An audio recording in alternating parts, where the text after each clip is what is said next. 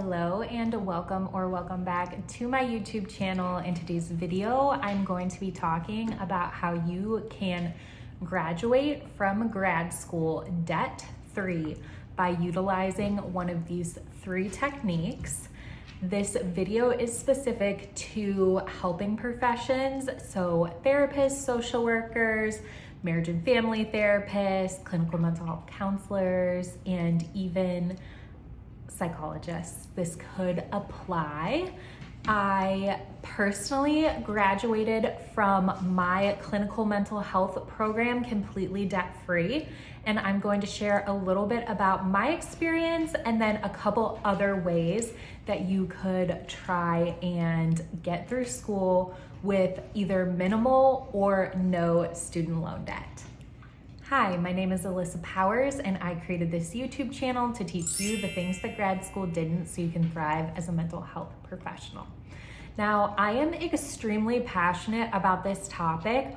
One, just because I'm a huge finance nerd and I really enjoy personal finance.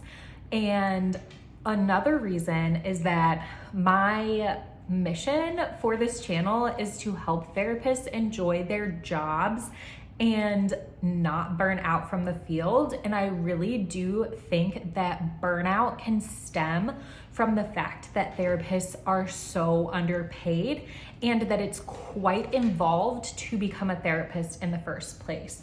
So I did some light Googling about how much student loan debt therapists have on average, and it was pretty shocking. It was around $80K for the whole program. And of course, this is definitely a generalization because different programs have different lengths and it completely dependent on where you go to school.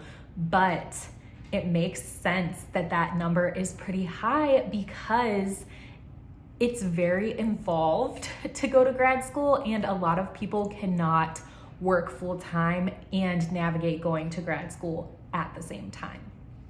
So I want to help people to thrive in the field, and putting yourself in the best financial position that you can to start out with is going to set you up for less burnout, being able to take care of yourself so much better, and honestly just be happier and healthier because sadly, a lot of therapists have all of this debt, then they're getting paid really poorly. They feel like they can't afford cost of living and to pay off their loans and to just afford the things that, we as humans deserve to do, like fun things, vacations, gifting things to family members, enjoying holidays, things like that. So I am going to start off with the way that I chose to navigate grad school and tell you a little bit about my experience. And then I have 2 other ideas that you could try to graduate potentially debt-free.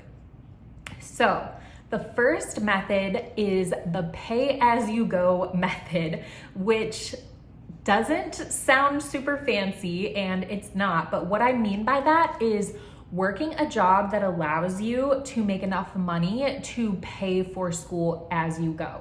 Now, in my own life, I was very lucky that my undergraduate degree is in education, and I was able to find a Title I tutoring position where I worked from 7 to 12:30 every school day, and then I went to grad school at 4:30 when classes started in the evening until around 7:05. And I got paid well enough to just afford school as I went. So if you obviously have a bachelor's degree, you have to have one to get a master's in a field that you could find a flexible part-time job, or maybe you would be able to work weekends, or whatever your specific field entails. I was able to make around $30-ish an hour. And that was wonderful because if I was just working, an entry-level job without a degree, I probably would have been starting more at minimum wage or, in the 20s. And so $30 an hour and then working less hours was absolutely a godsend. Now, this was probably like 7 or 8 years ago that I was starting this part-time job. And so I will acknowledge that a lot has changed. I think cost of living has gone up, interest rates on loans have gone up. At the time I was living with 4 of my best friends in basically like a college type house situation. I think my rent was $160 a month. That's insanely cheap. And we split all of our utilities, 5 different ways. We paid for household items all together. So I had an extremely frugal lifestyle at the time. And of course, most people probably do not have that. And especially if you are older and you're going back to school or you have a family, these are all things to take into consideration. But paying as you go is so ideal. And I had loans from my undergrad and I was actually able to also pay those off soon after I graduated from grad school. So I was able to afford my semesters. In a state school, I will also throw that out there that a state school is going to be so much more affordable than a private school. So that is the first way and the way that I chose to navigate things. The second thing that you could look into is getting an assistantship. If you've never heard of this, it's basically where you work for the university part-time and you get a stipend as well as free tuition from your school. Now, not all programs offer assistantships within the specific program. So like, for example, at my school, all the people who had assistantships were actually doctorate students that were getting their doctorate in clinical mental health. So there were no master's students able to take those spots, but other departments at the school had assistantships. So I know one of my friends had an assistantship in student advising. And so she did student advising, which is like wonderful experience, first off, to have as a therapist, because you're working with people, you're in a university setting. It's just a great resume builder. And then she got a stipend and free tuition. Now, I do think assistantships can be somewhat competitive, and I also think you really need to search for them and make connections with people. Like if you're going to grad school where you did your undergrad, if you already know professors or a department that you're really familiar with, that could be a huge help. If I didn't go the route that I did, I would have definitely looked for an assistantship, but it was not on my radar at the time as even an option.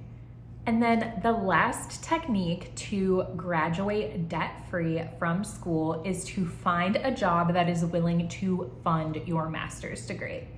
Now, of course, this is also completely dependent on what you are qualified to do, what kind of job you can get. But an example of what this could look like, for instance, is say you are a social worker, you have that undergraduate degree and you're working in case management at an agency.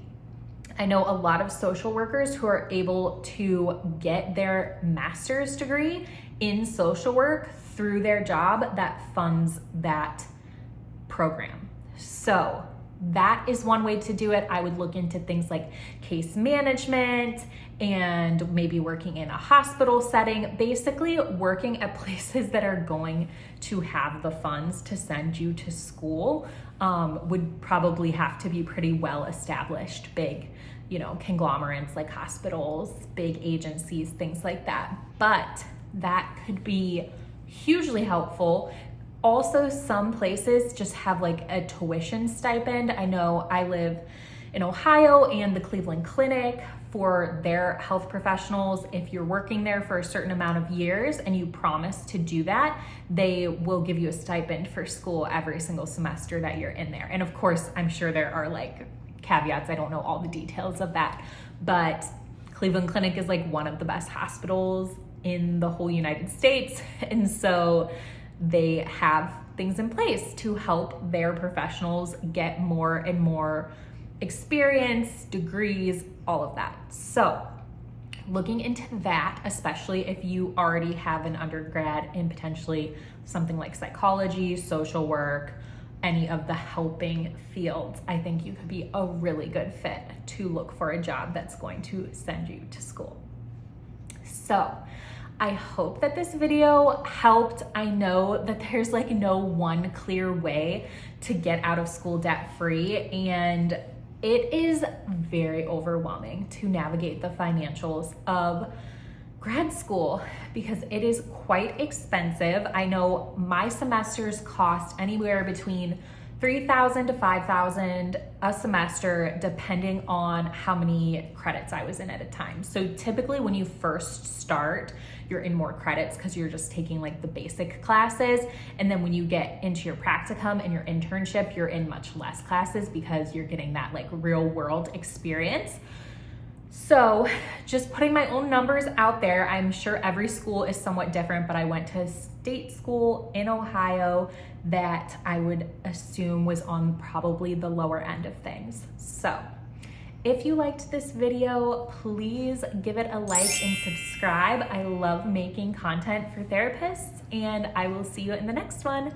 Bye.